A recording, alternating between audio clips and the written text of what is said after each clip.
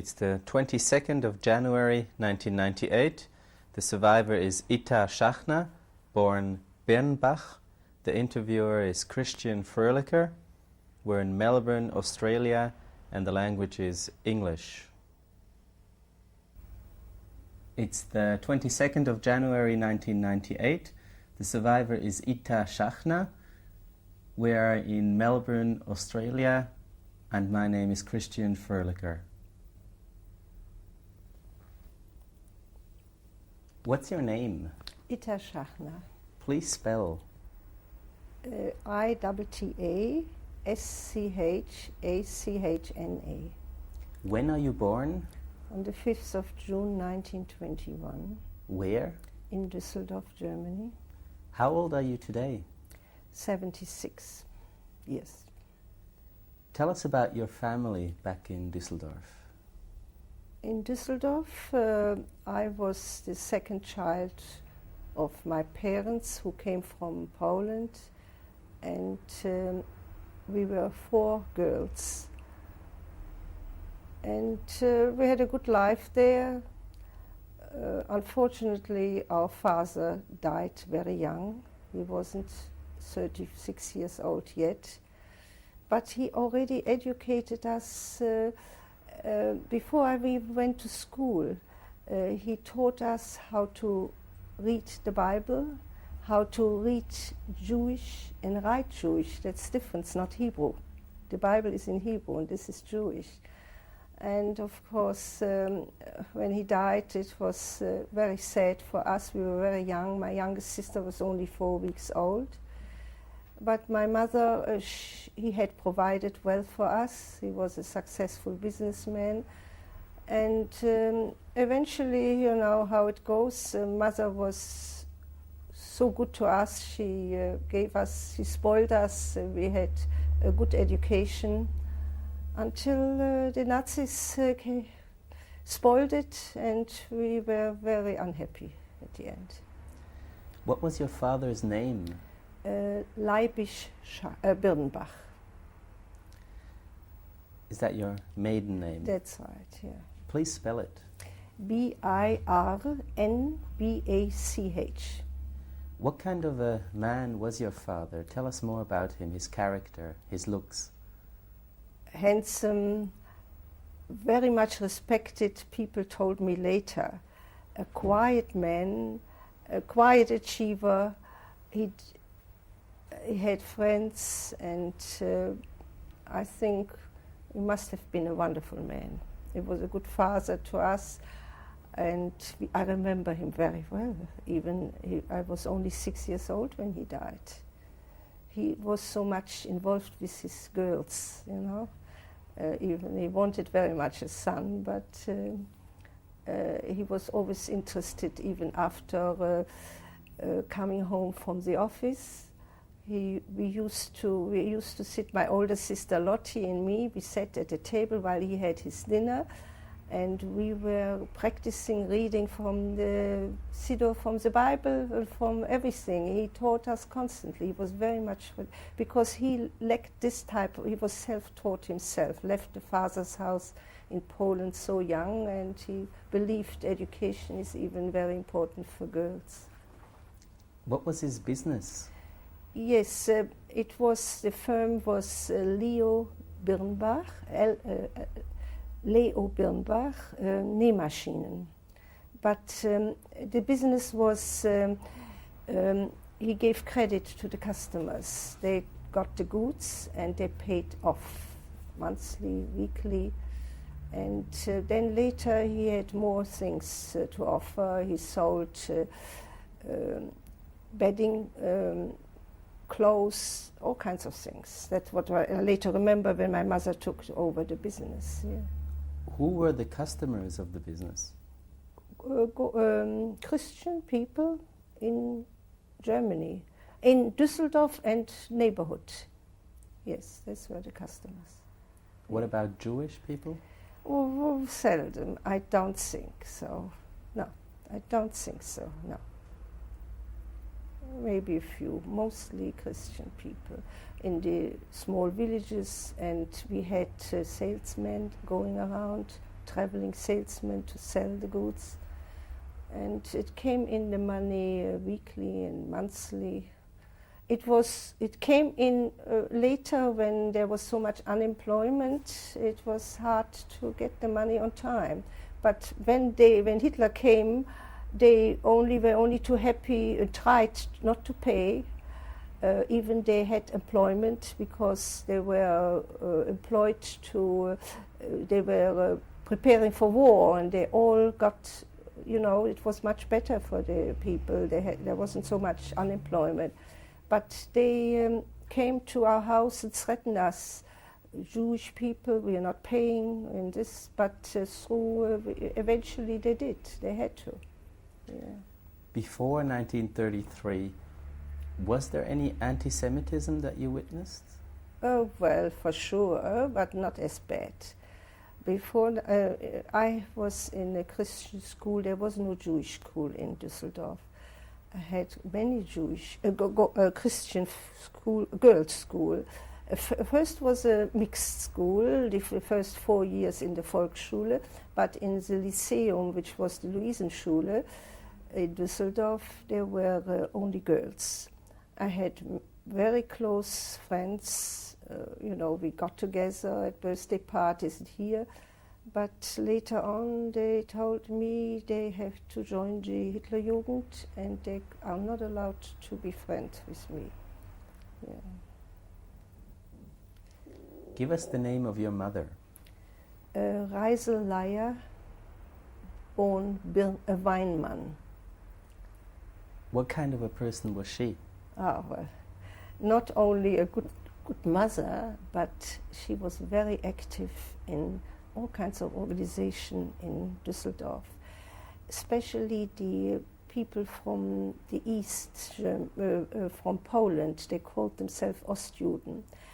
We also had our own congregation, and we had.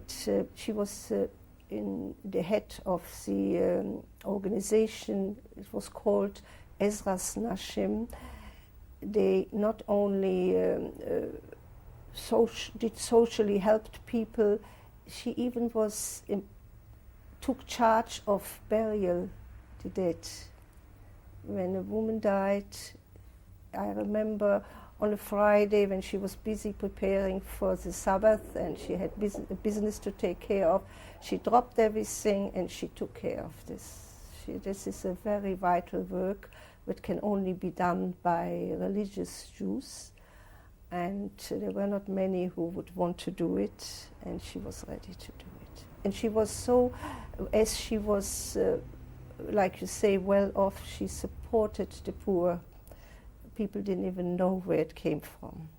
She was always doing good for strangers and for the family. Family from Poland came to Germany, so many. She took them over. Even my father took one brother with his family, some married in Germany, established them in business, and some of them stayed till the last moment with us, and some went back to Poland, but there was always so family conscious and always supporting everybody. It was well known. What language did you speak at home? Only really German. We tried Jewish, which is very similar, but somehow it didn't come out. It was easier. We children only spoke German. And the parents? The parents spoke, of course, German and Yiddish and Polish. We never knew a word of Polish. We didn't understand. We didn't bother to learn it. We never liked to learn it. As we started school, we learned French and English, which my mother didn't know, but she didn't have to. Yes, that's what we did. Give us the names of your 3 sisters. Well, my older sister, Lottie, on her birth certificate, she's Liebe. Her married name was Tugendhaft. My younger sister, Rachela, on the birth certificate, she was named Hella. At the moment, she changed it to Helen. She married, but she divorced him, her husband, and she has a son. She lives in Sydney. And the youngest was Pessel on her birth certificate, and we called her Pesha. Unfortunately, we lost her in the war. Tell us about the relationship you had with your sisters. Oh, with my older sister, who was just 1 year old, very good. We grew up together, did everything together. When she got engaged so young, her fiancé knew me, he came from the same city, we grew up together. I must say I went along everywhere with them, to the theater, to the opera, to the pictures. He was like a brother to me. We grew up together. And then the younger sisters, there was a few years between us two and the third one.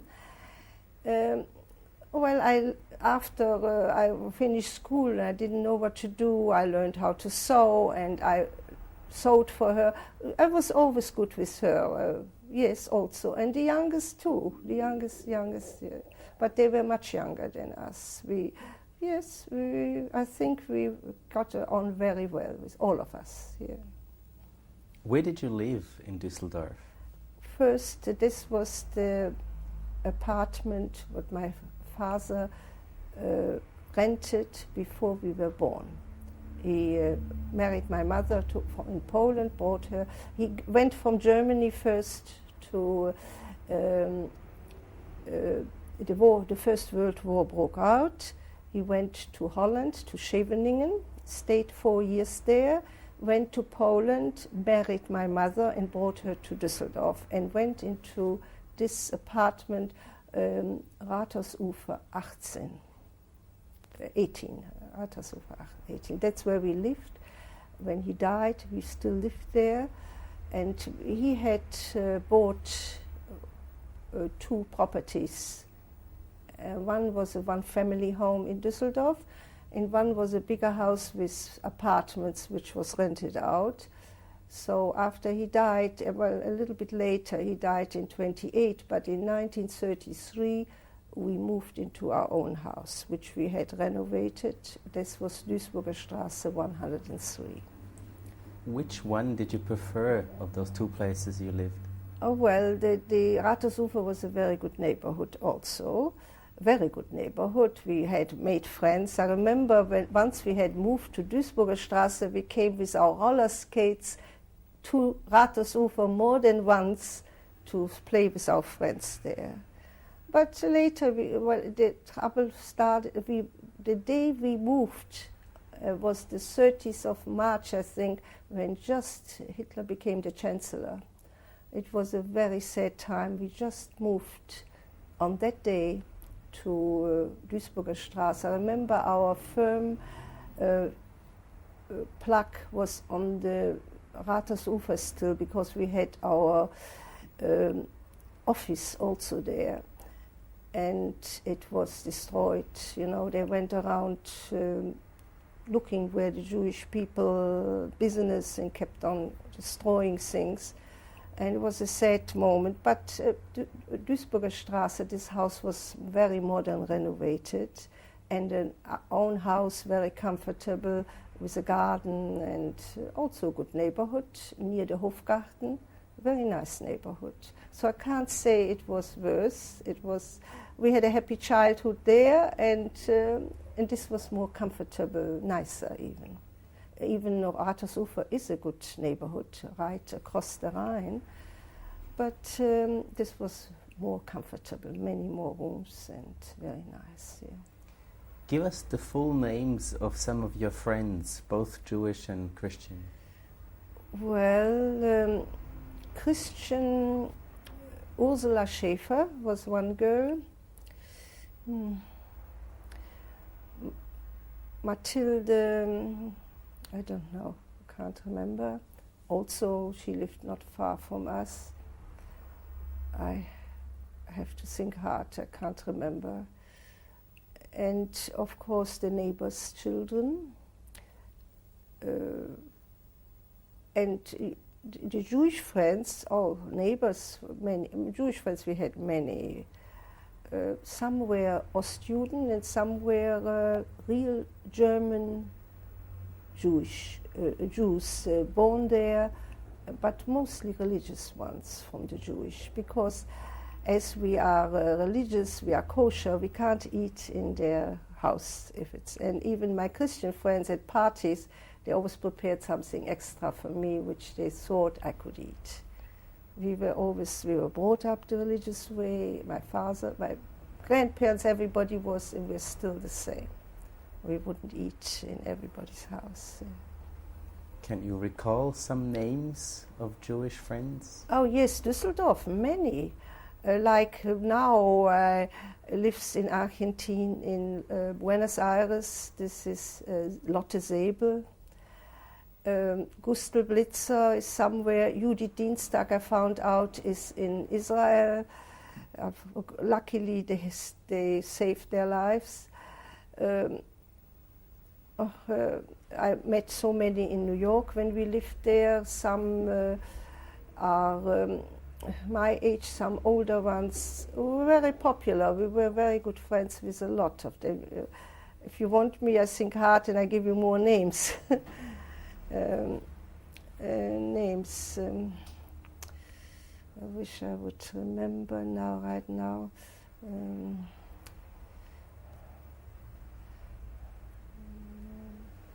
Oh yes, Baum. What was her first name?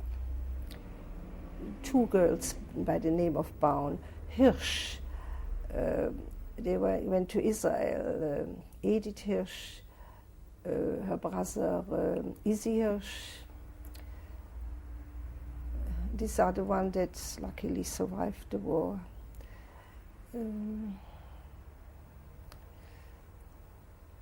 No, we were very, very, very friendly with a lot of people in Düsseldorf. Yeah. What about those who lost their lives in the Holocaust? Düsseldorfer. Yeah. Well, I have to think. Well, the one that I remember now, another one who lived, who I met in America, in New York, Charlotte Apfel, lost, well, the rest, I would say. The one that I have never seen again, and I heard lately the one like, the Kanarek girls, Rosa Kanarek, only recently, friend of mine who visited Israel was in a kibbutz eating there, and she asked me, she heard that, she knows that I'm in Australia, this was Rosa Kanarek. And another one, I don't know at the moment to say. The rest, the others, oh yes, the Marx sisters, Ruth and Martha, are also survived, they are in America. You want to have names of others. I just can't think of it. There's so many people I knew in Düsseldorf. These are the others. Yeah. Roughly, how many Jews would there have been in Düsseldorf before the war? Jews? Oh, well, I don't know really. Thousands. You mean Polish Jews, including Polish German Jews? Many, many tens of thousands, I would say. Yeah. How did the Ostjuden differ from the German Jews? They didn't differ, but I think the German Jews didn't like the Ostjuden too much. Even the German people, the Christian people, had a thought that whoever came from Poland was a little bit on the dirty side, wasn't so clean like them. I don't know if the German Jews really felt it. They did not look. The German Jewish women, they all had wig on, yes, the religious ones. Not all Ostjuden, even they were eating kosher, they were pretty religious. So they felt that is, and somehow it looks like, not that they hated them, but they didn't always mix so much. I had that feeling. yes. I mean, I wasn't feeling it. I was friendly with them, and I was going to their homes. I had the feeling that they kept to themselves. The German to the German, and the from East Europe kept to themselves. They did not pray in the same synagogue. Probably they didn't like their ways. I don't think there was much a difference in religion because there is between Ashkenazi Jews and Sephardic Jews, but somehow I had the feeling that they were not mixing as they should. No. Where was your synagogue? A Kreuzstraße. This was upstairs, I think. It was an apartment or something like that, yes. Mm-hmm. Describe it. Well, a big room for the ladies with benches, the right benches, and then there were windows with curtains. You're not supposed, in a religious way, you're not supposed to look at the man is not supposed to look at the woman, but they moved it away. We heard all the noise was going on, and in this was still my father when he was alive. And there was a little room, I heard a smaller room next to the big room where the men were praying. And this was when sometimes it happens that they remember the dead, and when it comes the yahrzeit of somebody, or a parent you want to remember, you want to be the Vorbeter, you want to be the one who leads the congregation. And then they go out, if there are so many at the same date, they go out into the smaller room. And sometimes I used to hear that when there was too much noise, my father preferred to go, and there was always an extra, you need 10 men to start to pray. And they were always ready to go 10 men out from the bigger synagogue into the smaller one. And he preferred that, he didn't prefer the noise. You know, noise is not special making big tram. They were discussing things. You know, there's always the discussion who will pray this and who will pray that, and who will get this honor. Calling up to the Torah, and this there was in this maybe the German Jews didn't do it. They did it in a quite a more nicer way. I used to go to their synagogue sometimes, and probably that they would not be happy to be in our synagogues when there is this ghost. This is the way they did it in Poland. I think so. That's the way. That also makes them staying away from us. Yeah. How often did you go to the synagogue? Well, as I lost my father so young, we go by every holiday. There are special prayers for the dead, and we children did this, so we were for sure for the high holidays also at the synagogue. And when the yahrzeit came, we went. Yes, we went as often. It was not a habit of women to go every Sabbath, but we went quite often. Who was your rabbi? Our shul had no rabbi. The rabbi of the German synagogue was Dr. Weil. Don't know his first name. We were very friendly with his children. And no, we had no rabbi. There were, you call it gaboim, there were 2-3 men who had the saying everything, you know. We had no rabbi there. As a matter of fact, yes, as you say now, when I think of it, I don't know if he was the rabbi only of our shul. There was Rabbi Horowitz. He was from the East, from the Ostjuden. I don't think he was from our congregation. There was another congregation from the Ostjuden. I don't remember which street. And I'm not sure if he was the rabbi from both or what. No, if I think of it, Rabbi Horowitz was in Düsseldorf. Describe him. Tell us about him. Oh yes, remember his children also was at the wedding in his own house when one son. Well, a man with a white beard, and he was very much respected. by everybody. He probably was a learned man. Came originally from Poland. Usually these people are children of rabbis too. Yes, he was very respected, a very fine family. I remember the looks of him, Rabbi Horowitz. Yes, now I remember. I remember Rabbi, I think he had a doctor title, Rabbi Dr. Weil was from the, and Rabbi Dr. Eschelbacher, who was from the Reform, from the big shul on the Kasernenstraße. He came to our school and gave us, when the Christian had their religion hour, he came with a few Jewish girls and gave us a lesson. Yes, I remember him. He was very well known in Düsseldorf. I think he saved his life. He managed to get to Rabbi Horowitz. I don't know what happened to him. Children saved their lives, but Rabbi Dr. Weil, I heard he managed to get out from Düsseldorf, but I later heard that he somehow was caught, and he was from Holland, he was transported. But Rabbi Dr. Eschelbacher lived till he had a natural death in England, I think. He saved himself. You said your father died in 1928. Yes. What were the circumstances? He wasn't sick, such a young man. He had a stroke suddenly. It was a tragedy. Everybody was surprised. He just had the stroke and he died. It was a terrible thing for us. We never expected it.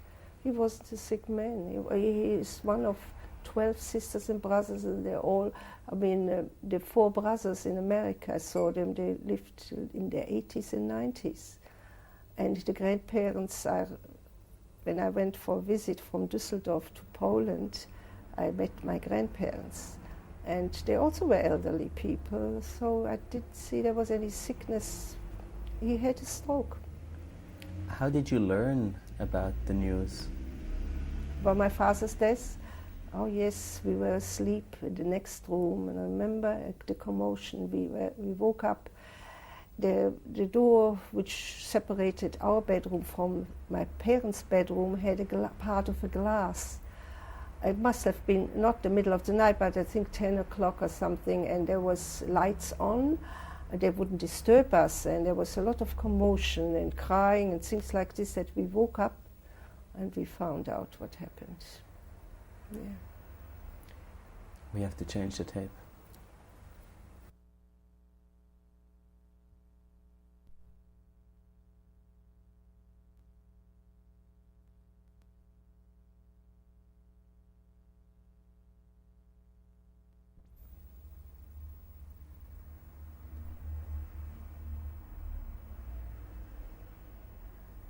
Tape 2, the survivor is Itta Schachna. What happened in 1933? You mentioned the day Hitler came to power. We just moved into a new house, and our firm's plaque, which said Leo Birnbach, was broken. And while the business was the same, that means we had only an office. From the office, we had the manufacturer to deliver the goods. That the business was not the same anymore. We slowed down because the money wasn't coming in from the customers. So we were not touched. Nothing really happened to us at that time. How did the behavior of the ordinary Germans change, if it did? Well, I already said that some knew that we were Jews, and if they didn't want to pay their debt, they came to our house and threatened us. Jews, and we don't have to pay, we throw you out, things like that. It was frightening. And we couldn't do anything. And then we were not allowed to have a maid to clean the house. We were not allowed to go here and there, schools, certain schools, not to study for anything. I finished my school in 1936. And so it was a waiting and a worry. We used to hear the biggest department houses in Düsseldorf were owned by Jews. We used to hear this owner of this big place disappeared. One was arrested. One committed suicide. It was frightening. Only very few of our friends were lucky. They went to abroad. They went to settle. They emigrated. They went to an Argentinian family. One family went to Israel. We had nowhere to go. We were registered by the American consul in Düsseldorf, hoping, but that was a very long waiting list. We had the affidavits from our family members from the States, but it didn't look like that we'll get our visa. So we just occupied ourselves with something. Yeah. How much hope did you have that it would get better, that things would change for the good again? Never. We knew it will be bad, but we never thought that they will murder us. We knew they will take away everything we own. We didn't even know that they will put us in any camps. We haven't heard about it yet. No, we had no idea. No. But then slowly, we were the first one really. In 1938, as Polish Jews, the government said they will take away the citizenship from all the Polish Jews in Germany. So we were surprised. We never expected, and maybe some on the Polish consulate knew about it. They came in the middle. Do you want me to tell you about that now? 1938? No, not yet. No. Maybe if we can still spend some time in Düsseldorf, what events do you recall that were clearly anti-Semitic? Well, they were marching everywhere. Especially we lived in Duisburger Straße. It was near the Kommandantur. This Jägerhof Schloss was in our neighborhood. You heard their big parades. I think Hitler came himself to Düsseldorf. And, on all the posters, Juden, der Stürmer, this paper, everything against Jews, everything was terrible. We were very much afraid. What were some of the slogans you recall yourself in German? Raus mit den Juden, Tod to the Juden, things like this, kill the Jews. You were hoping that they will not touch you. We were prepared to live, who knows, without means and this and that. But we were afraid. We didn't know what will happen. But we never expected what happened, that this will come eventually. What happened to the Jewish businesses like yours? Oh, that stopped. That was also the reason, as Jews always help Jews. I think so. And there were people who came to my mother and said, you must oblige yourself to give weekly and monthly to a certain poor family who have nothing to live on. And she did. So some people were without any means and no income. It's just stopped. Like business was slowing down, we didn't sell anything anymore. We only got some money coming in, not much, slowly, because they were working again, the workers. It was just no business, no. Was there any vandalism that happened to your business? No, I didn't have. No. I mean, we didn't have the goods anymore in our office. We had it from the manufacturer. We took the orders, and it was very little business or nothing. You mentioned some Jewish warehouses, big shopping centers. Yes. What are some of those names? Tietz, Hartog. I saw them now in Düsseldorf. They are still there. They have different names, but the big ones were all owned by Jews.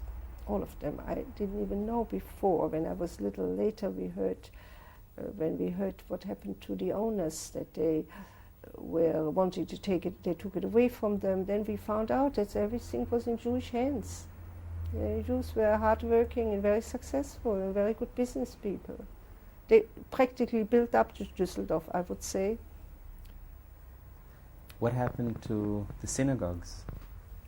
Well, in my time, as far as I remember, there was no change. No, this happened, we were out before the Kristallnacht. That made the big change. I think we still had the same synagogue, we went there. I don't think there was any change, no. Why didn't you rebel against all these things? How can you rebel? You're afraid, you wouldn't dare. You wouldn't dare to do anything. You were hoping that when they looked at you, no, we would be hit. We would be, who knows what happened. No, we had no courage to do anything like that. Tell us more about this. I don't even know anybody else I knew who felt stronger, men or so. We were girls only, you know, my mother. I don't think that that I heard about it, that anybody was rebelling. Because they knew what will happen to them. They would kill them. I mean, they would arrest them. At that time, we didn't hear so much about killing. This came later. But they would arrest them and put them in jail, or I don't know what they would have done. No, I don't know of anybody who did any, rebelled against it. I don't remember hearing about it. Who were the Nazis in Düsseldorf? As in, what social class did they belong to? What background did they have? I don't mix with many Christian people. Only the girls from we had our customers who were Christian, but we didn't mix with them. We mixed only with Jewish people. I knew somebody in the neighborhood, a corner house. There where the girl went to school with my sister. She lived next, and then my friends' girlfriends, their parents, who were very nice. Always never felt that they were the Christian. I was a Jew. They accepted me in their house just like any other friend of their children. But once that stopped, once my girlfriends had to join the Hitlerjugend, I couldn't go to their house and they didn't come to me, and so we stayed away. Yeah. What did they tell you?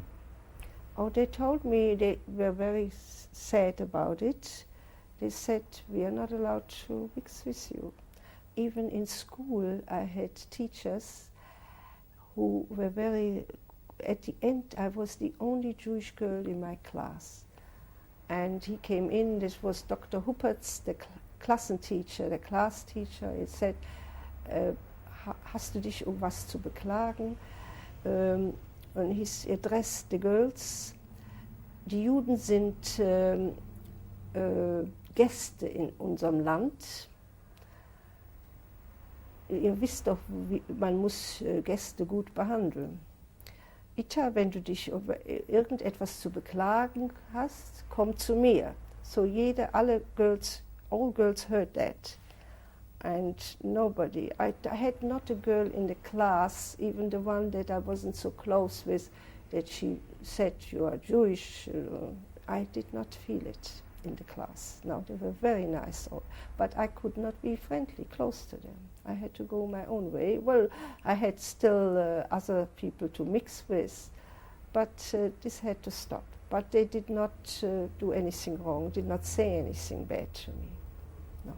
I don't remember if I needed their help when we had to make all kinds. Oh yes, I had to make my own Aufsätze, things in the Klassenarbeit. As I was Jewish, they had to talk all the time, tell about the nationalistische Bewegung and all these. I got a special assignment every time, which made it hard for me to do well even. Well, I got by. I would have been a better student if I would have been in ordinary times, because I had always special work, and they could made a better Aufsatz. They had the newspaper, they had everything. I had something that the teacher thought about maybe to let me write about. But I wanted to finish das Einjährige, it's called. So that means to finish 6 years in the high school. And I was allowed to stay on, not in the Mittelschulen, not in the Volksschulen. My youngest sister had to start, there was no Jewish school, but they opened one. They brought some teachers in the Kasernenstraße Gemeinde. They gave a few rooms away, and my youngest sister started. And what I have from her, all that's left is a picture, what she drew when she was there. Yeah.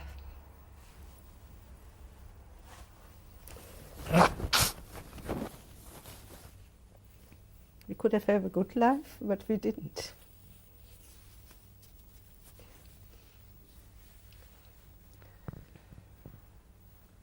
When did you leave Germany?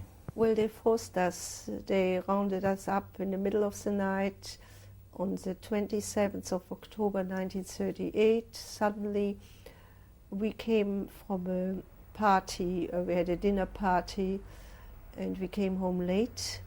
My younger sister were already in bed, and so very soon, as a matter of fact, we were warned a minute before. My younger sister had a telephone call. She came out from bed to tell us that there was a call from one of the family of my brother-in-law from Hanover, that everybody was arrested except herself because she was pregnant. But in Düsseldorf they took even pregnant people, women, and she didn't know why, and she wanted to know. In Düsseldorf it happened the same. And we took the telephone and called up the man, Mr. Blitzer, who was in charge when we needed to prolong our Polish passports every 2 years. He took it to the consulate. He was in charge. We got him on the phone. We asked him, what's going on? Have you heard about it? He said, we had a feeling he knew, because he got the stamp, all you needed from the Polish government, a stamp on your passport, that they will not take the citizenship away, and so Germany would not deport you. They would have kept you you could stay behind, because he stayed, so he probably didn't want to tell. Anyway, that moment we thought, and it happened, my greatest luck was my husband, who was not even engaged to me, he happened to come in that week for a visit to Düsseldorf, and we met, and we went out that night to a dinner party, and he brought us back home to our house to Duisburger Straße. And so he was a Belgian citizen, and we had an idea, maybe let's get out of the house. Maybe they come and arrest us here too. Let's get out of the house. Let's go to the border. Maybe he's a Belgian citizen. Maybe we manage. We shouldn't have done this. We should have gone out from the house immediately, because when they came to Homs and they found nobody, so they took nobody. I know in Hanover and other cities, people were out later than 12 in the movies and here and there. If they didn't find them, they didn't deport them, they didn't arrest them. So they managed eventually to get out of the country. So and we thought we need a few belongings, and we started to pack something, and then half an hour later we had the banging, the ringing, the banging on the door. As we were close to the Kommandantur, so 7 people, the main Nazi came with them and arrested us. All we took with us was 10 marks and a few belongings in a suitcase, and they took us to the prison. How were they dressed, the in their Nazis? uniforms, yes. Yes, there was sure, he was sure in uniform, and others too. The SR, I would say, yes. They were all dressed up in the uniforms. They came from this, 7 of them came to arrest us. They had our names. We didn't open immediately. They banged the door and winked, and then they came. What did they say? Come on. In I German? don't know if they told us that we are going to Poland. Just come, pack up, take 10 marks und 10 Mark und einige Kleider und raus aus dem Haus. Und they took us to the prison in Düsseldorf. And there we were in a room with many other families, even the night, and crying even. We didn't know what will happen to us. We found our family, one aunt of mine, Tante Toni Birnbach, she had her passport was not prolonged. She couldn't be deported. Poland wouldn't let her in, and she had all her children on her own passport. So her husband, my uncle, was taken with us, and another uncle, Langsam was his name, with my auntie, who was the sister of my father, with their 3 boys. They were taken with us. We found everybody from Düsseldorf, all the Polish people, and this. The next morning when they put us onto, we still didn't know, maybe then we found out that the train will take us to Poland. Can't remember when.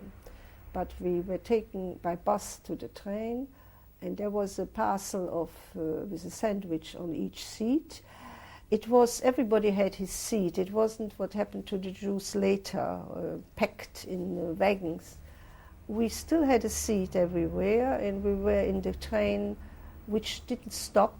To Poland is a long way, many hours. And over the border, Spojin was it. And on the ground, here you are, and that's all. Nobody told us what's going to happen now. We were hoping maybe we can go back. And we saw some people fainting, older people, you know what happened, how they were all very... Yes, before we got onto the train, they opened everybody's suitcase. We were surprised to see how many people had, in the hurry, packed up some silver things and all kinds of belongings, which we didn't. We just put a dress in and something, the most necessary things, and 10 marks, that was all for everybody. How did they speak to you? How did they address you? Well, they were not brutal, you know. I don't know exactly what. Go here, go there. They were not. We did not feel it. Later on, when I heard what they did to Jews, we can say they did not touch us. They were not brutal. No, they did not hurt us. They did not hit us. Nothing. Just come on, go here, there, and on the train, and without a stop, we went to Spojin. Did they give you the formal or the informal you, the du or the sie? Das kann ich mich nicht erinnern. I don't know. This I don't know. No. I mean, usually the Germans were very polite, but I don't know. They were not bad to us. It was bad enough for us to see what we were so worried, what will happen to us. What will be the future, thrown out from the house, taken away from everything, and some were clinging to the hope we can go back soon, but once we were over the border, and the Polish government did not expect us and was not prepared to do anything for us, because as you probably know, Poland was never good for the Jews. That's why so many left Poland to look for a better life in West Europe or in America. So, but we had family in Poland, which my mother always supported and took care. But anyway, they were so surprised that we were among them. And once we went to away from Spojin, luckily we went quickly. We can thank this to my brother-in-law, a young man of 20. he said, that's not good here. I'm going right away to the next city, Posen, which was Posen, and first of all he wanted to call his father, happened to be on holiday in Belgium from Germany. He was not deported. His mother was taken with us, not his father. He was still in Antwerp. And he he wanted to get in touch with his father. He needed money, all this. And he came back. He said, out, let's go. And we were the last one to get, we really bribed the guard there to get out somehow. And we, or only our family, got quickly out of Posen. If not, we would have had to be months and months, I don't know how long, stay in Smorzin. How did you bribe the guard? I don't know, that's what my sister told me, that he was able to pay somebody there to get out. He had to pay for it. And was it bribe or was it the station master, something, he wouldn't let us go. So that's how we got out. He gave, I think, he didn't have any money more than $10 for us, and I think he gave in Posen his watch or something, a guarantee that he will get money from Belgium, from his father, and pay back and things like this. It was our luck that he did it, that we went out. And then we went to the family. This was Rzeszów first. My mother had a brother with the whole family in Rzeszów, in Sokolov nearby, where she was born, another brother in, but anyway, the brother in Lemberg, in Rzeszów. They had even a restaurant also. They took us in, they spread us out.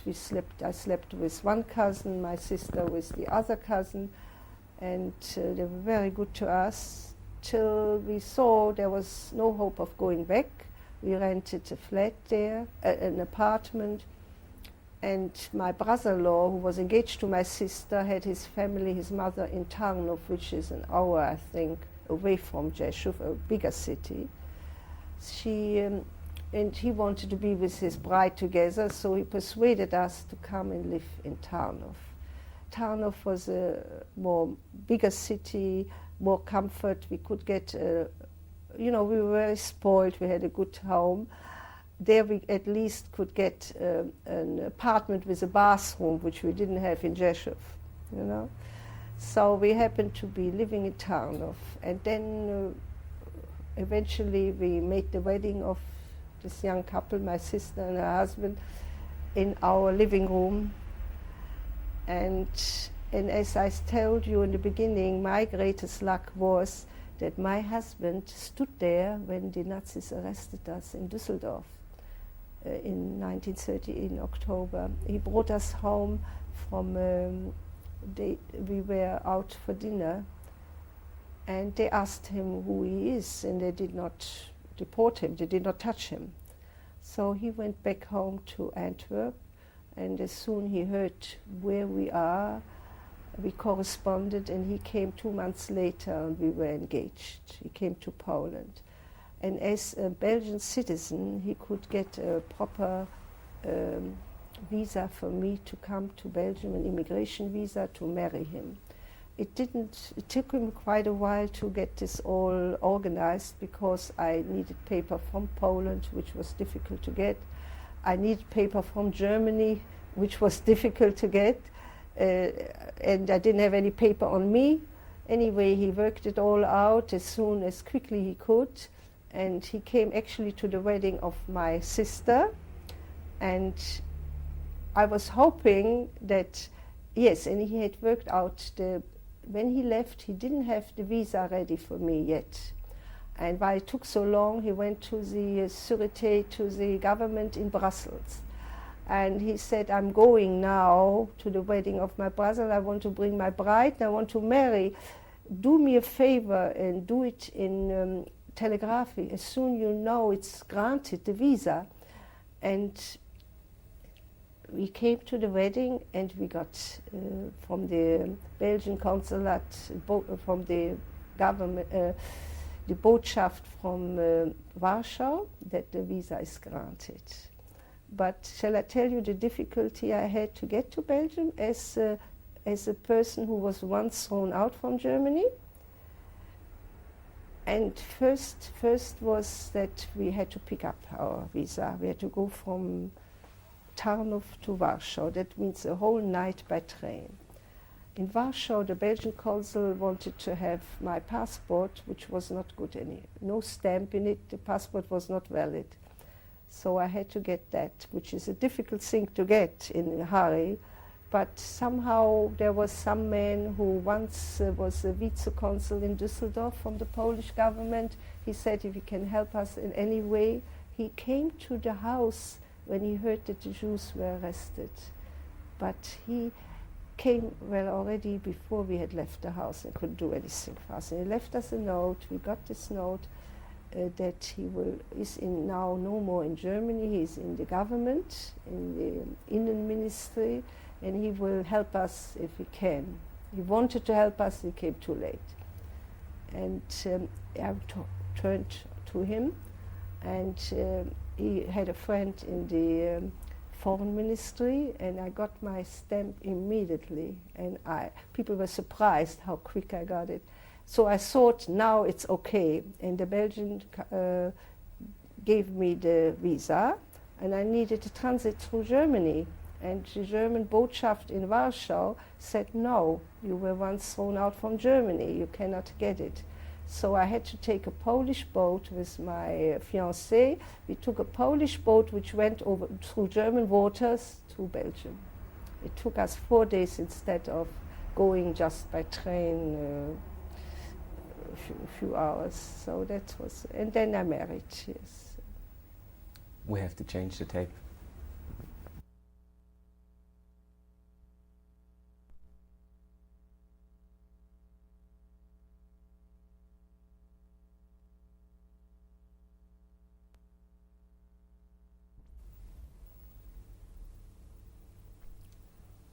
Tape 3, the survivor is Itta Schachna. When did you go to Belgium? In March 1939. How old were you then? 17 years old. My birthday is June. Why did you think it'd be safer in Belgium? I did not go because it's safer. My future husband was from Belgium. We didn't know the war will break out, and that he wanted me to live with him in Belgium. He wouldn't want to. He was established in Belgium, in Antwerp. That was the natural thing to do. That I would, even if he would marry me from Düsseldorf in normal times, I would have had to go to Belgium and live there. He wouldn't come to Germany to live there. How hard was it for you to leave your siblings and mother behind? Yes, that was sad. Especially, I meant after our wedding, I thought to stay on because the high holidays are usually in September. We married on the 1st of August, so we had intended to stay on to close to the holidays because I thought, who knows when I will be able to visit them. I knew they could never come and visit me. But suddenly we hear the papers, everybody's mobilizing, war is coming soon, and my husband, knowing that the army will call him up, he has to be there, and anyway, he didn't want to be stuck in Poland. We suddenly decided one day we go now. We were meant to stay on another week or so. And so it was a very sad thing. This was the last time I saw my mother and I saw my sisters. But a war, yes, but what did you know? You didn't expect what happened later on. I knew it will be a long time, who knows when I will see them again. So that was very sad, yeah. Give us the name of your husband. Jacob Schachna. Tell us about the wedding. Oh, yes. This was the family in Poland got together. Maybe not all the members, because we had a big family. we invited them. My mother hired a hall. It couldn't be able in the flat, in our apartment, and she prepared it all herself with a cook. They prepared, I remember, it worked so hard, she meant so well, she did it so nicely. They prepared the doughs, and for the cakes, for example, and carried it to the baker to bake it in their ovens. She took a cook in, and she was very good at this, even in Germany, even she had help. And she prepared for at least 100 people a wedding in a hall. And from Antwerp came my parents-in-law and their daughter, the only sister of my husband, and the Polish family. It's the last time. I was even so fortunate to know most members of our family. I was at a 6-year-old one. My father took me to Poland for a visit. He was supposed to take my sister, only one child, he couldn't take more. He went, really, his father was sick, he needed an operation, so he wanted to take one child along to the grandparents to show. And my sister got the mumps and she couldn't go, and so I was the one. And there I met some of the families. I was in Sokolov, in this small town, and he left me there, and he went with his father to the big city for an operation. And then later on, now at the wedding, so many came. They wanted to see my mother, they wanted to see the children, us. And it was wonderful. I knew I wouldn't stay in Poland, but it was wonderful to see so many whom I haven't known. Some, as I told you, have come to Germany, young cousins, trying to make a life. My mother gave them, she put them up as salespersons for our business. Some liked it, some were not even hard workers, they returned, or some she gave the advice. She saw he will never be very good for it. So, but she helped them always to establish. She even found husbands for the girls, for the cousins, and they lived for a few years happily in Düsseldorf. They made a good life, had children, but later it pulled the family. The parents were still in Poland, so they went back. And I saw them in Poland then, and many came to our wedding. We had at least 100 people there. It was wonderful. Yeah. And I remember the names. I didn't know them before. I heard about them, but I haven't known them before. And it was nice. They're nice people, very nice people. Full of sense of humor. One brother of my mother, who she always used to talk with, he was a father of 8 children, I think. Lemberg, he came from Lemberg. Lwów is this in Poland. And he's just like my mother, full of jokes and full of good humor, you know. If we were together, we could a little bit forget about what happened to us. That was always a consolation.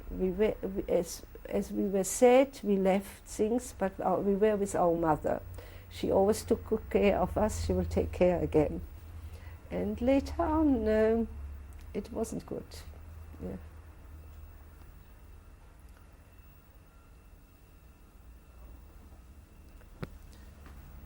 Did you have a civil marriage as well? Yeah, the civil marriage, I said, was in 18th of April in Antwerp first. And I got my Belgian passport, my identification card. Later on, I don't know if at the same time then is the stamp, I still have it, the stamp Jew. Probably later on we had to, when the Germans were occupying Belgium, I can't remember when. I have these papers, I have the Belgian passport, I have this all. And so I got everything I needed. I was very fortunate. I could travel back to Poland for the wedding. And I went through Germany. I was the same person. And I got in Antwerp, I got the transit. Nobody asked questions, have you ever been deported? And I got my transit and I could go by train. as a normal person. How did you support yourself in Belgium? Well, my husband was established there, yes. As a matter of fact, he was, his father was in the diamond business. And he learned, after he finished high school, he learned how to cut the diamond, this is called skleven. He took out the imperfection from the diamonds. That is a specialized work which is the best paid and the best, when you do this, you know the diamond through and through. Later, when you deal in diamonds, you know what you're looking at. And he learned this properly, and unfortunately, he was always called up in the army. He was a year before, when it looked like war, when Chamberlain came to appease Hitler, he was called up. It was the Belgian soldiers, they didn't have so many, it's a small country. As soon the situation looked bad, they called their troops, they called their people in, they had to be ready. So he always missed out on business in a way, but he was all right. He comes from a home, established home, his parents, and there was no worry from what we would live on. You know? Excuse me. What language did he speak? Yes. In Antwerp you speak mostly Flemish, and in Brussels you speak mostly French. The schools you can choose. Of course he spoke both languages well. In school, his schooling was in Flemish. He chose the Flemish side. His sister chose the French side. And so in Antwerp itself, shopping, everything is in Flemish. You could get by with French, but mostly Flemish. In the diamond, in the business, they're mostly Jews. You could get on with Jewish. You know, he spoke very well Jewish. In the house, in his parents' house, they knew the language, they knew French, they knew Flemish, but they spoke only Jewish. And as soon I married, I started to speak Jewish, and I'm fluent in it now. Yes, I mean, it came immediately. It's close, it's very much like German. I heard it all the time, but we children never spoke it in Germany. But since then, I spoke only Jewish at home, even to my children when they were born first, but afterwards I wanted them to know the Spanish language, and I wanted them to know the English language when we went to America. So I started speaking to them very often in the other languages, but my husband used to remind me, why don't you speak Jewish? At home was always Jewish. How happy were you in Belgium? Well, I could be happy in one way. First of all, as soon as I arrived, like I told you, my husband expected to be called up. War was imminent. He was called in before the war broke out, I think. Few days. A new wife, just married. I had to give up my apartment. I moved into my parents-in-law's house. He was away for, every month he came home for 3 days, and I could visit him every week. I could go more often even. He was stationed in Belgium, moving around. He was an infantryman and corporal, and they moved around always by foot. Never, they even slept on the ground. Belgium didn't do much for their soldiers, or they couldn't afford it. In America you have a tent, and you have a barack, and they were always in tent. It was in winter. I knitted socks for him. His boots was ice in the boots, so cold. It was winter, and but he survived. He was hoping maybe to get sick, to be sent home for a little while. No, the fresh air, everything was good. He never got a cold even. So I visited him every Sunday, drove with the train. Most of the time my father-in-law came along, as I wasn't familiar in Belgium where to go. And we went and spent the day. I brought him some food. He had trouble, he wouldn't eat their food. He only was kosher food, and we had to bring him some. And so it was very sad life for us, and not knowing what happened to my mother and the family in Poland. I managed to send a letter, which I didn't know if they received it. It went through Switzerland. They received it, I heard later on, that I gave them an indication. That was at the time when we were wanting to run away, when the war was, Belgian war was over. I let them know that I'm going to hope to come to Uncle Rubin, and they knew Uncle Rubin is American. That was when we were trying to leave Antwerp to go to Cuba. We were still in Antwerp. So they got this. They were sure I am there. You know, that's how my younger sister later hoped to find me, get in touch with me through my uncle in America. Why did you want to go to Cuba?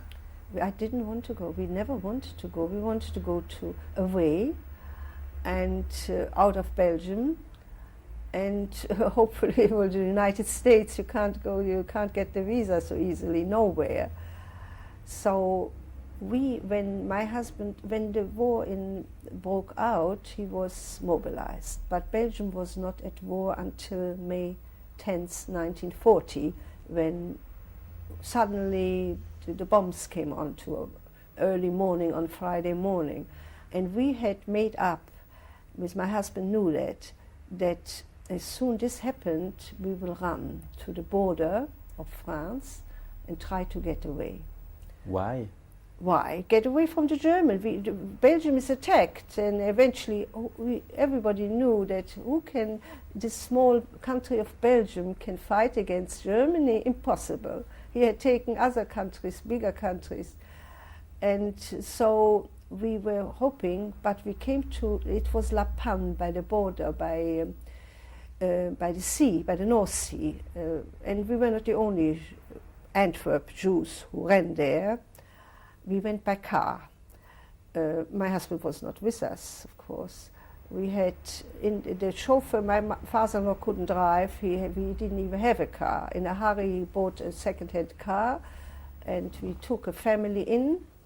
The man knew how to drive, and we squeezed in like this, and we made it to the border. And by the border, we rented, like all the others, a flat, an apartment, hoping to get over. Once we come there, we couldn't get over immediately. Again, my parents-in-law were Polish citizens, and the border was open for all nationalities, not for the Polish people. This was the worst nationality. They had to wait, hopefully, that they will open up and let the Polish people go too. So, of course, my sister-in-law, who was a Belgian, she was also 18 years old like me, and we wouldn't separate, we wouldn't go. There was no point in running and saving our lives. We didn't even know where my husband is, what will happen. So we were in the flat, in this apartment. Then they said they will open the border for everybody, but they knew it's already too late. But still, the cars, you had no idea how slowly car after car on the highway pushing, getting out from the car, a few meters pushing, waiting at night, the bombs, the Scheinwerfer going, looking for it was, we didn't worry about us so much, just try to get away. And at in that moment we heard it's no use. Germany has already taken Belgium and part of France. We are encircled. We cannot get through. We're finished. We have to go back or stay in La Panne. So we were one of the first ones to return to Antwerp. But the return to Antwerp took so long. Why?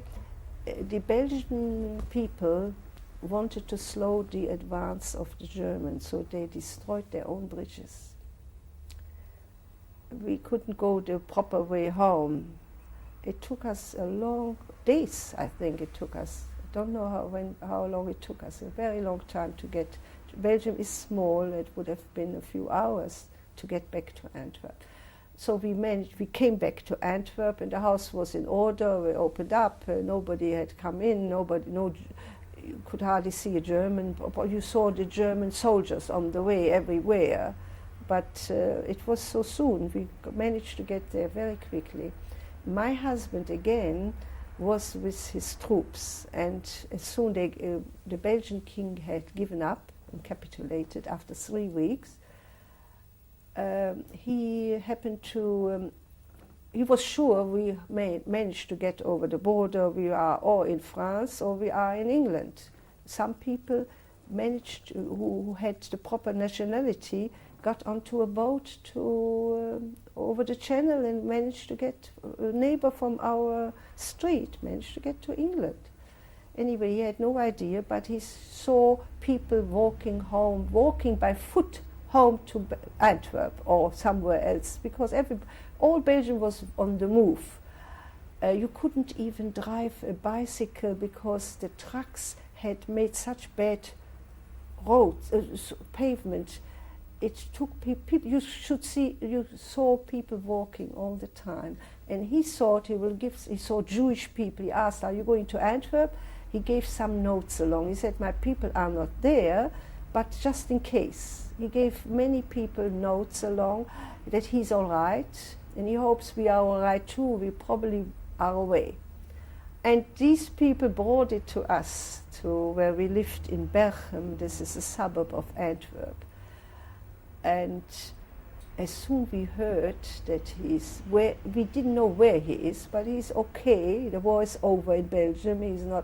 He was really, all he did, he knew he would never shoot anybody. He had a proper ammunition on him, but they were always digging and avoiding the bombs that were coming down. The German planes were always over their heads. But he survived. He didn't know, his friends also, nobody in this part was killed. There were casualties, of course. The refugees that you were describing before, what nationality were they? Were they mostly... Which refugee you talk about? The people that were trying to leave the country, were they mostly Jews? I talk about the Jews that left with us from Antwerp, and I don't know about any... I'm sure that Christian people were running away from the bombs too. But it was, I didn't know many. Even on the street we lived, I mostly knew the Jews there. It was the Jewish people. But we happened to... so as soon, do you want me to tell you the story how we saw my husband? We came back to Antwerp, and so we thought, what will we do to get in touch with him? He couldn't tell us where he is anyway. He was on the move all the time. We had an idea. Belgium is not big. We look for a young Christian man with a bicycle. He should go and look for him. So we gave him a long note, money, food, even a suit. Maybe he wants to run away, maybe he wants to come home. Because his friend, who lived on the same street, whose parents managed to get to England, he deserted. He ran away from his troop, and he came and he lived with us. So we were thinking, not from the same type of infantry, but he was also mobilized. We were thinking, why doesn't he do that? Was there a penalty for well, this? we didn't know. He never was punished, this other man, a young man, same age. He had run away. And he came, and his house was closed, the same street. His parents managed to get to England later on. And he lived in our place. So we sent this young Christian man with the bike to look for him. And he found him. And he came back with a note. Well, God said, thanks God, you are well, but he was disappointed. He didn't expect us to be back. And he doesn't want the food, he doesn't want the money, he doesn't want the clothes, he's not going to leave. Foolishly, he said that the commandant, the Belgian commandant, promised him to watch over him, to be good. Can you watch over a Jew when the German want to do something to him? But he said, he promised me, he'll keep an eye on me. He didn't tell him that he might want to away, but the commandant knew him well, expected him to be afraid as a Jew. There were a few Jews around there. And he told him, don't worry, schachna. He used to say, so I take care of you. Anyway, but when I used to visit him the Sundays before, many women came to visit their husbands on bicycles. I went with the train with my father-in-law. And these women, I knew some of them. Anyway, he said, women are coming out, maybe I can come by bike. It was only by bike, otherwise I couldn't get there. It took 4 hours for me to get there. How long it took for the young men we had sent, maybe faster. I haven't driven a bike for years. I had to parade on the street to show my parents-in-law that I can ride a bike. They were afraid to let me go. They said, you on a bike out there? And I said, yes, I once owned a bike in Düsseldorf, and I haven't driven for so many years. Anyway, they saw that I didn't fall off, and they let me go with the young man together. And he found an old lady's bike, which had a very bad saddle to sit on. Anyway, we went non-stop 4 hours to the place he was the day before, and they were not there anymore. They had marched away, and the people in the village didn't know where they went, but they showed the direction. But this young man saw how good I was on my bike, not too good. And 4 hours sunburned. I was not in slacks. It was very difficult already. I couldn't sit on this saddle and this seat anymore. So he advised me to go home. We go back. And I said, I'm already here, let's try a little longer. And I fell off this bike the last 10 kilometers where I found him finally. More than once. I walked next to the bike. It took so long till I got there. Anyway, we found him. And he tried to do something to the set, to put some racks on it to make it softer, better for going home. Anyway, some woman stayed overnight, and he looked for a place where I could stay.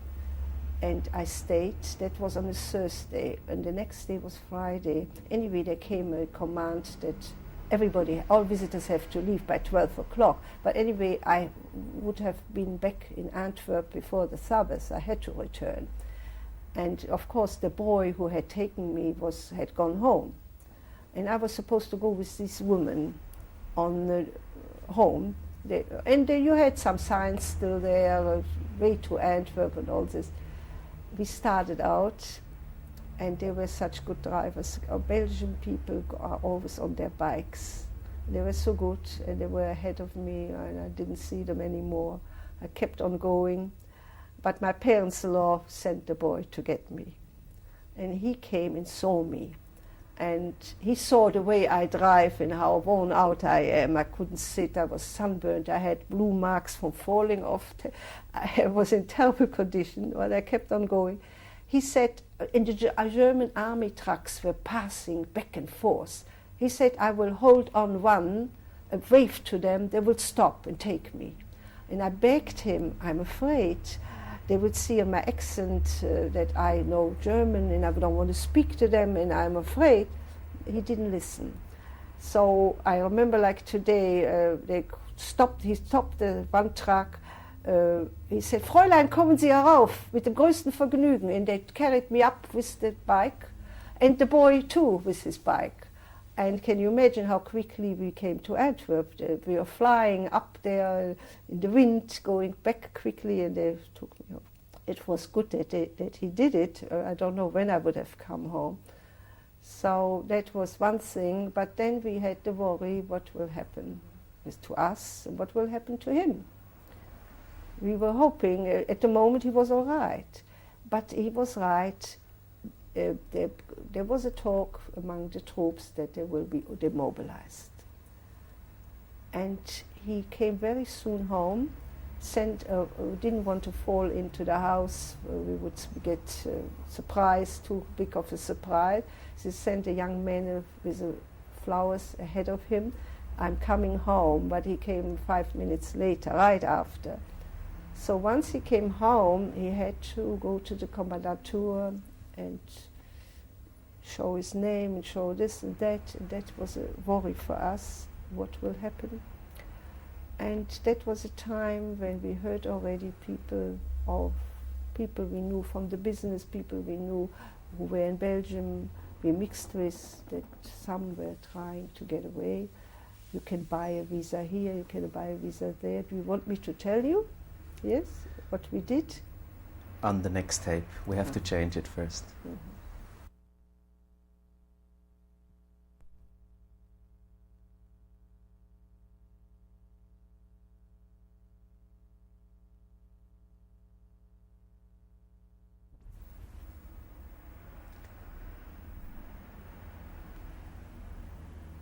Tape 4. The survivor is Itta Schachna. Please continue. What was the last thing I said? We were in... The visa. We heard that people already managed to get to Cuba, that the Cuban consul will sell visas and only in transit. But you needed a visa of destination. This was the Bolivian consul sold visas which looked like the real thing, but they were not authorized from the government. He told us you cannot go there. But with this immigration visa from Bolivian, this Cuban consul gave you the transit. Just to be on the safe side, we heard Panama is also selling a visa transit, so we took that also. And we needed a Spanish visa to go to Spain to get onto the boat. And my husband was in the military age and he couldn't get it, only if somebody goes to Paris and buys it. And that we managed to do. Somebody went, not from our family, people took money for everything. Luckily, we gave everything away, all our money, to manage to get away. So we happened to start, but by the time we had this all and we had to have some courage to leave, so we went to smugglers, and it was too late to get in proper, we couldn't, German government wouldn't let us go, you know, you couldn't get, in the beginning I think they gave permission for people to go, to leave Belgium, but not anymore. So we had to go, we were in contact with two young men who smuggled people out. And we left with 14 people, including us 5, my parents-in-law, my sister-in-law, and my husband, myself. And it meant to go through the occupied France and to the unoccupied France. There we would have get a proper sortie. Also, somebody would take money and get it for us. And then we can go to Spain and onto the boat to Cuba, hopefully. We even managed a Canadian consul who sold us a visa, the Canadian in Belgium, took money to transfer for tickets on boats. So whatever we could do, pay from Belgium was better than having it on us. Somebody might take it away from us. So we paid him thousands of dollars to get onto the boat. They took $1,000 was one ticket on top. It was a Freitschiff, and 1,000 was one ticket for a small cabin. They had a few cabins, and as I was pregnant, of course, I had to have some comfort. I was in a cabin with my mother-in-law. That was $1,000 per person. And the others, my father-in-law, my husband, and my sister-in-law had to be all the way on the bottom for $500 each. It was, at that time, this money was a lot of money. What was the name of the boat? Isla de Tenerife. When did you leave? And we left Belgium in August 1941. And just then, a few days before us, the German found Jews trying to get over the border. It was peasants who friendly peasants, and they probably were paid too, to get us through under bridges, through fields from the in Belgium to the occupied France. And just the day before, they found some Jews arrested, and the peasants were afraid. As we got to the border, to that place, they didn't want to take us. And we waited a day, I think, and then they took us. The men had to walk, and we were on a horse-driven carriage. We were hoping to find each other. We managed. We got over. Was this? Yes, that was the place. All right. And then we were together. We had to go more smuggling, more on that part of unoccupied France, occupied France. And we heard the German looking for. It was a terrible rainfall. We were hiding on the ground in high straws, and we heard the German going back and forth. Da ist niemand mehr. So they gave up looking for us, but they found some of us. We were 14 people. Later, when we got together, we saw some are missing. They were found, and they were probably sent away back to Belgium, Antwerp, and to Germany, I think. We never heard of them. Now we managed to get to the. We had to assemble to a boat. Then we were already on the unoccupied France. Limoges was the city. That is a train that will go over Paris to south of France to Nizza, to Nice. That train, and one smuggler had also disappeared. I don't know where he was caught or not. One smuggler told us that we have to come to the station, and this is this hour. And we have to be separated while we are waiting in Limoges. It's a city in France, in restaurants, cafeterias, something like that. This was mostly open. And while we were sitting there, we saw the French gendarmerie, police was leading away Jews. They were looking for refugees. Even you were allowed to, really, you were not under the German. Some of us from our group was being taken. They arrested them and sent them back. And can you imagine now, when we managed to come to the train, and in the train they opened the doors. This was many hours from the north of France to the south. They opened up how our heart was beating. We are the next. We were so sure. And one smuggler was with us. He was so nervous. He drank. He was drunk. We were afraid he will give us away with being drunk. Anyway, we made it. We looked terrible. We were like I said, we were in the rain on the ground. We looked like refugees, dirty. We had nothing to change. We only had a little satchel in our hand, that's all. So we came to Nizza. How much did this whole escape cost you and your husband? All we owned, I would say, thousands of dollars. All we owned, yes. How much would that be in today's money? What would that buy you? Fortune. It was a lot. I told you, every little visa was hundreds of dollars. All had to be paid in dollars. And we were prepared to give everything away. Something that drove us, two things that drove us to go. I was pregnant. Another thing, I had the bad experience from Germany, which I was drilling into them, telling them every day what happened. They knew, and we must get away. And the third thing was, we had a knock at the door. My parents-in-law owned this house, 3 flats, 3 apartments. We were living in the middle. They meant the people downstairs, so they were not who or what, or they made a mistake, and we had a big knock on the door. Who was it? The German Gestapo. Luckily, they said immediately whom they looked for, because my father-in-law would have had a heart attack. He was white like anything. That drove him.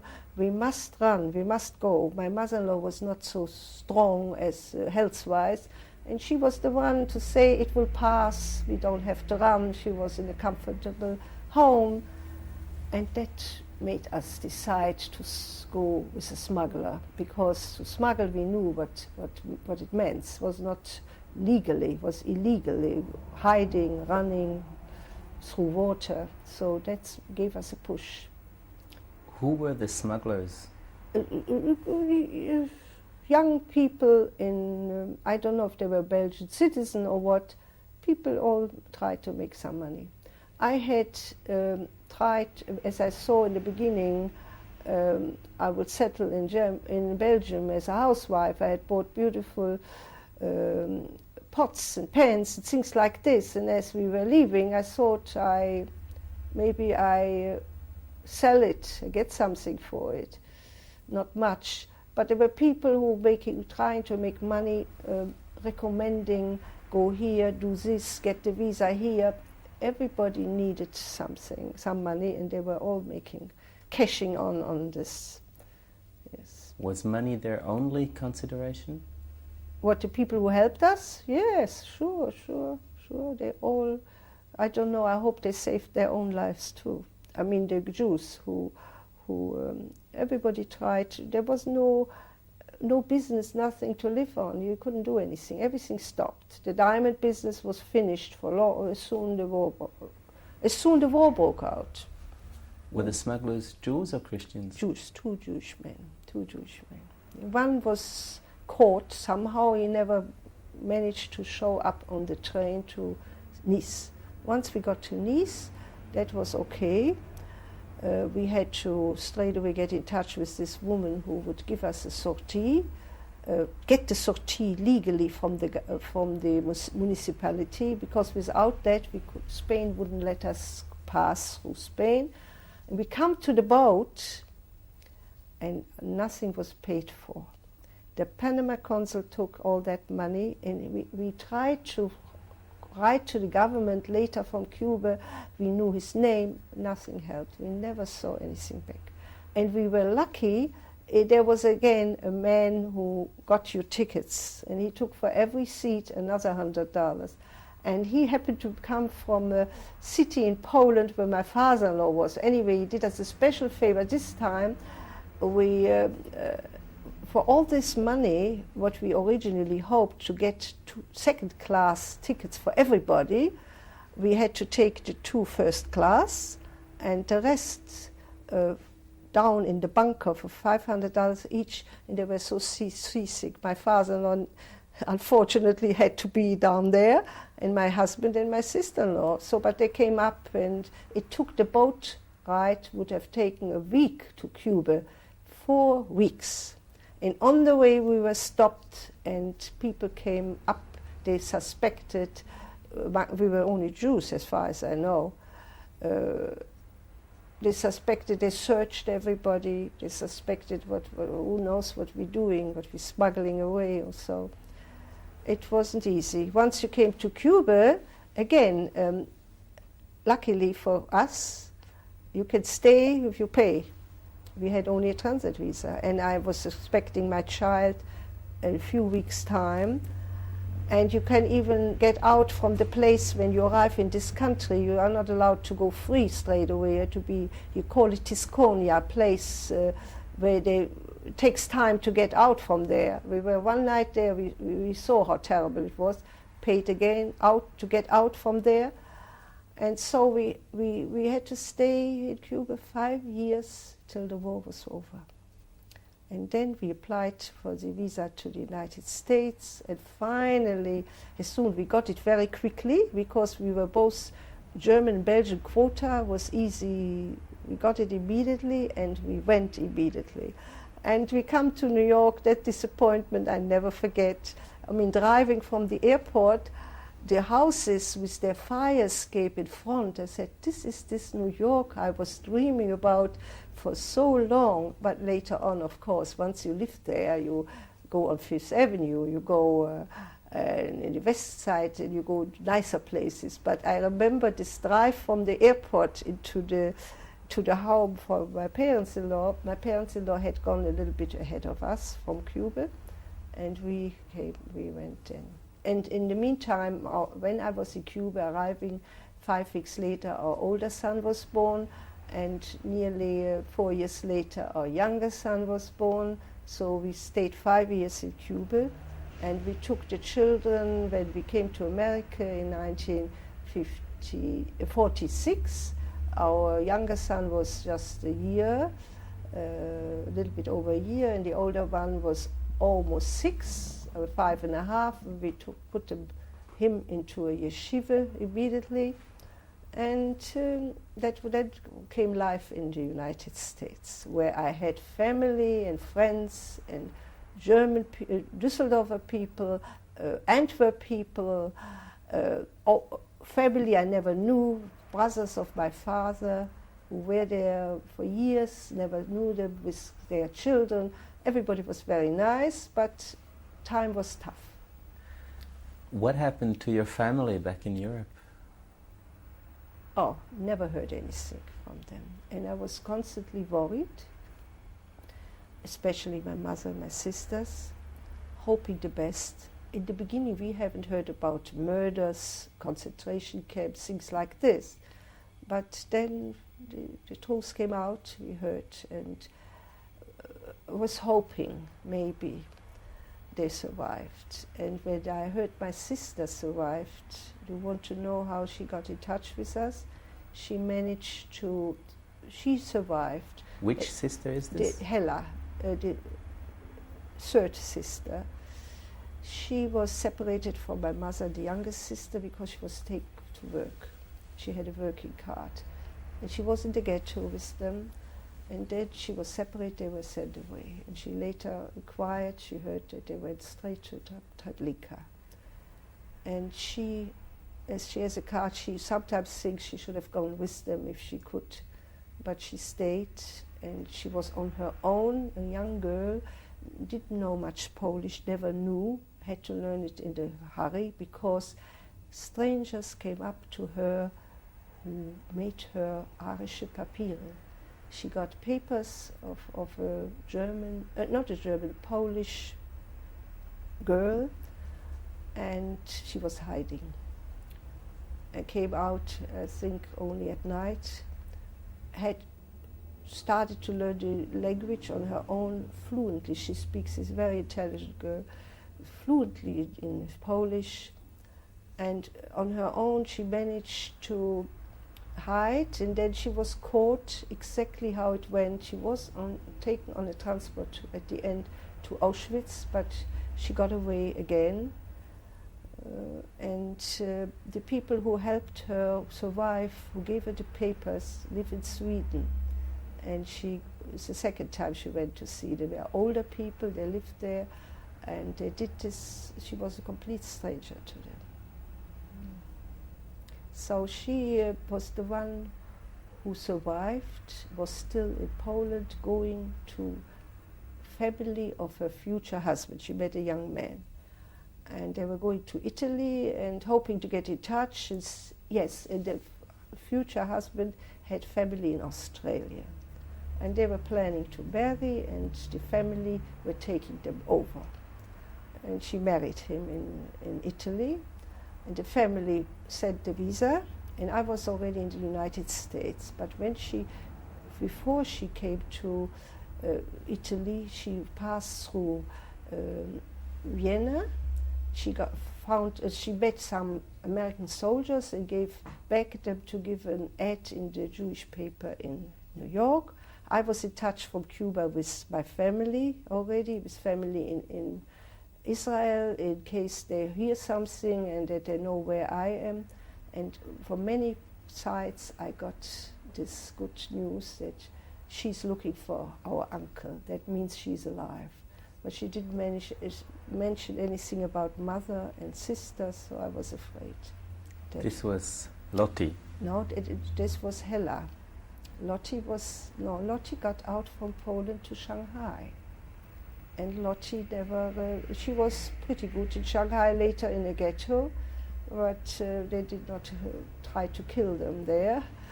And so she survived there. But this was Hella, who never got out from Poland, but she was separated from our mother and sister, and she was the one. Hella was it, not Lotti. Lotti got out just soon after me, because luckily her father-in-law was in Belgium still, who was there before we were thrown out from Belgium. He took a visa for the family to Shanghai and sent it over to them to Poland, and paid for the tickets on the boat, otherwise they wouldn't get the transit to Italy. They also wanted to make sure that they get on the boat. And they called us up to Belgium.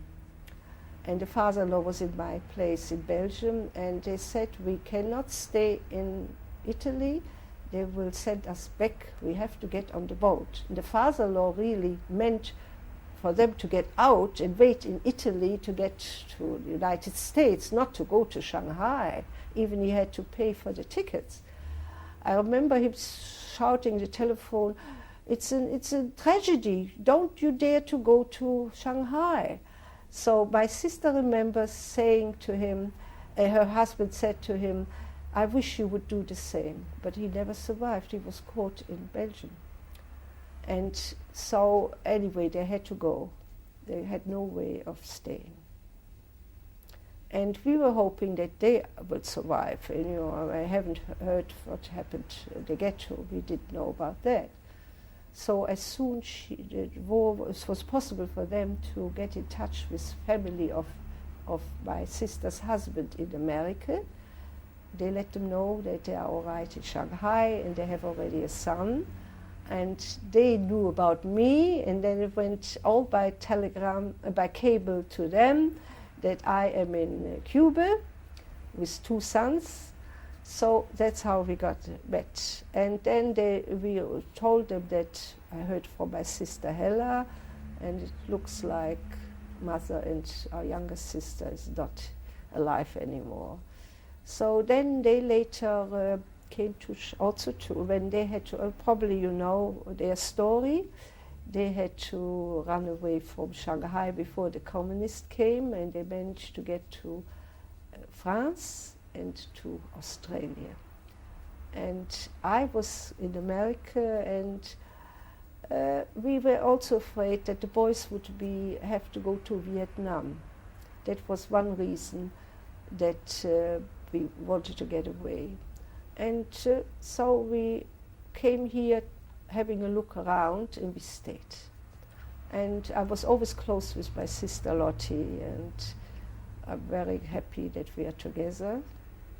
And my husband, here in his field, he couldn't do anything. My brother-in-law took him into his business, and he was handling the finances. He was a hard worker, and they got on so well, the two of them. Even when the brother-in-law died so young, my husband was till he died suddenly working in the business. And my older son, when we arrived in Australia, was just finished high school. He also went into the business, till now managing there. And the younger son was a 13-year-old one, went to Mount Scopus College. He graduated, and he became an accountant, and he's now a very successful businessman. And I have 6 grandchildren, lovely grandchildren, all professionals. I have a doctor, a lawyer, 2 accountants, and one little one, the young one, is just finished his matriculation. He's going to Israel. They all had their year in Israel, most of them, Jewish studies. They are religious, they are nice children. And now 2 are married already, and I have 3 great-grandchildren. They've been giving me a lot of pleasure. When did you come to Australia? We came in December 1958 with a 70-year-old boy and a 13-year-old boy. Is your husband still around? No, unfortunately. 6 years ago, suddenly he had a stroke in his sleep, and he died the next day. No, he was 78 then. And, he was never sick. He was all right. Things can happen. And it's a lonely life, but I have wonderful children. Wonderful children. Loyal called me up the other day. He was on the phone. I said, where are you in the car? From the car, yes, on the way home, the businessman. So I said to him, oh, you haven't eaten yet? No, I'm going on my way home. But I had to call my mutti, he said. I had to call my mutti. Very good children, very loyal, very good. Well brought up, not spoiled like they spoil their own children. And they appreciate everything, and what they achieved all on their own. Hard worker, honest, good boys. Very good, very popular in the community, and that gives me pleasure. What are their names? The older one is Leibisch also, but on his birth certificate we put down the name Leo, that you shouldn't see straight away it's a Jew. You know, we thought that might be better. And the younger one is Eli, or in America they called him Eli, E-L-Y, Eli. Yeah, and they married nice girls, very nice girls, and it's nice. How often do you think about the Holocaust today? Very often. Whenever I get together with people, they ask me, how did you survive? Where do you come from? And even I have friends, when they are in the same company, they say later to me, why do you always talk about it? I said, I don't always want to talk about it. When they ask me questions, I give them these answers, and I cannot say, I don't want to tell you. So it's quite often, I just had a wedding and I talked about it again. Somebody who was sitting at my table knew me, but he didn't know where I came from. So I told her also to talk about very often. And with my sister, when we talk about the family. Yeah. And my children, my grandchildren, when they went through schools, they had projects to, they came up with a tape recorder, Oma, I have to have an assignment, I have to talk about the Holocaust, can you tell me this and can you tell me that? Almost all of them had to talk about it. Yeah. Why did the Holocaust happen? Why? Who has an answer for that? Who had an answer for that? I don't know. I mean, people are not always perfect. They sometimes some deserve something not so good, but this was doch murder. This was doch, I mean, we know for fact how many fine people were among them. You know, the greatest scholars, you cannot really replace them anymore. In Poland especially, there were such famous rabbis, what they put together, books that helps everybody to understand our history and all this. You cannot replace it. People are educated now, also the young people, but these were famous people, and they surely didn't deserve such a death. You know, it was just. Who can give an answer for that? I know people ask that question, and you had to do with murderers. Everybody was surprised that Germans turned out like beasts, which they were not. They did not make the impression in the beginning. The politeness, the punctuality. You never thought that they would turn out like this, and they did it. I mean, they are all to be blamed. You cannot say the Führer and all the others told them to do so. It's easy to say. They, I don't know. It was terrible what happened. And the sad thing is, there were so many young people.